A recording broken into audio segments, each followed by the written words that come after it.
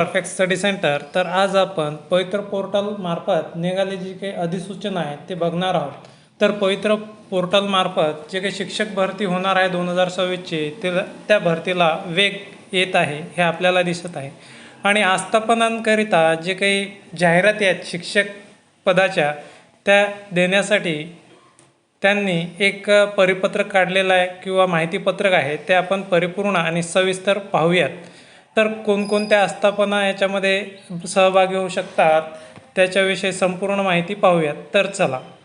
व्यवस्थापनांसाठी सूचना. स्थानिक स्वराज्य संस्था व खाजगी शैक्षणिक संस्थांच्या शाळांमधील शिक्षकांची रिक्त पदे भरण्यासाठी पवित्र पोर्टलवरील जाहिरात विषयक सूचना. शिक्षक अभियोग्यता व बुद्धिमत्ता चाचणी 2025 ही दिनांक 27/5/2025 ते दिनांक 5/6/2025 या कालावधीमध्ये ऑनलाईन पद्धतीने घेण्यात आलेली आहे. सदर चाचणीस 2,28,808 उमेदवारांनी नोंदणी केली होती. त्यापैकी 2,11,308 उमेदवार प्रत्यक्ष चाचणीस उपस्थित होते.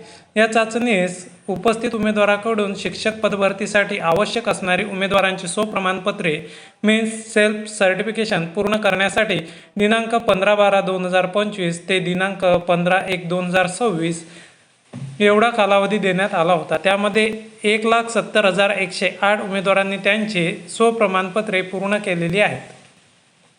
पोर्टलवर नोंद केलेल्या उमेदवारांमधून पात्र उमेदवारांच्या नियुक्तीच्या शिफारशीसाठी संबंधित व्यवस्थापनांकडून पोर्टलवर आरक्षणनिहाय व विषयनिहाय रिक्त पदासाठी माध्यमनिहाय जाहिरात देणे आवश्यक आहे. तर जे काही खाजगी शैक्षणिक संस्था आहेत यांना मनमानी करून कोणत्याही मार्गाने शिक्षक भरती करता येणार नाही, तर पवित्र पोर्टल मार्फतच करावी लागणार आहे.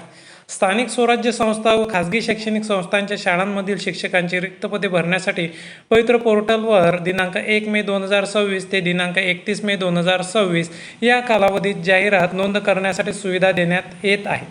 रिक्त पदाच्या जाहिरातीसाठी संबंधित व्यवस्थापनास पवित्र पोर्टलवरील mahateacherrecruitment.org.in या संकेतस्थळावरील नोंदणी करणे आवश्यक आहे. यापूर्वी आपण टेट 2022च्या भरती प्रक्रियेमध्ये समाविष्ट झाला असल्यास तोच युजर आय डी व पासवर्ड वापरून लॉग इन करता येईल. अन्यथा सरळ प्रणालीतील युजर आय डी हा या पोर्टलचा देखील युजर आय डी असेल.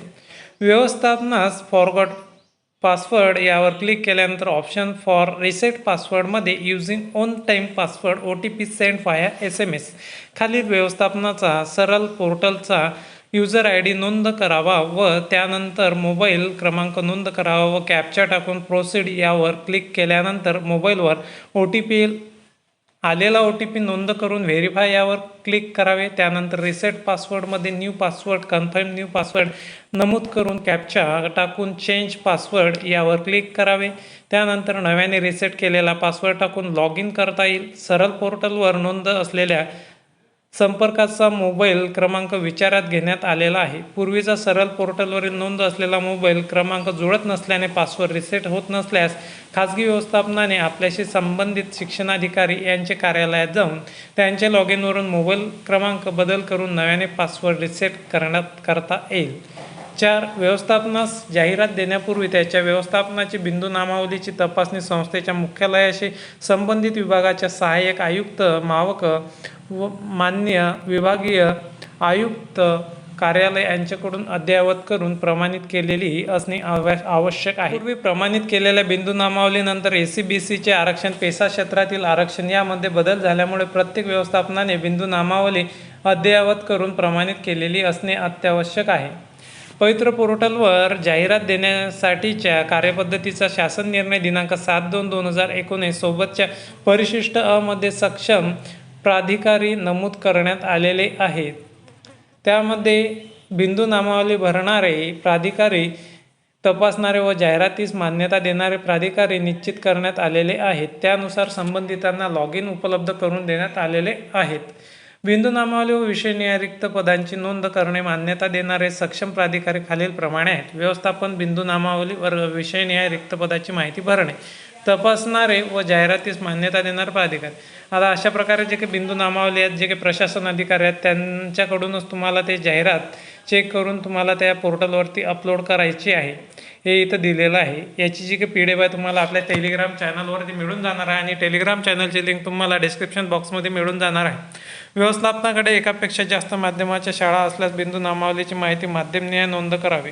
शालेय शिक्षण विभाग शासन निर्णय क्रमांक 2025 TNT 1 दिनांक 1/1/2026 अनुसार राज्यातील स्थानिक स्वराज्य संस्थांच्या प्राथमिक, उच्च प्राथमिक, माध्यमिक व उच्च माध्यमिक शाळांतील त्या शाळांच्या संच मान्यतेनुसार शैक्षणिक वर्ष 2025-26 अखेर म्हणजे मे 2026 अखेर रिक्त होणारी संभाव्य पदे विचारात घेऊन पद भरती करण्यास मान्यता देण्यात आली आहे.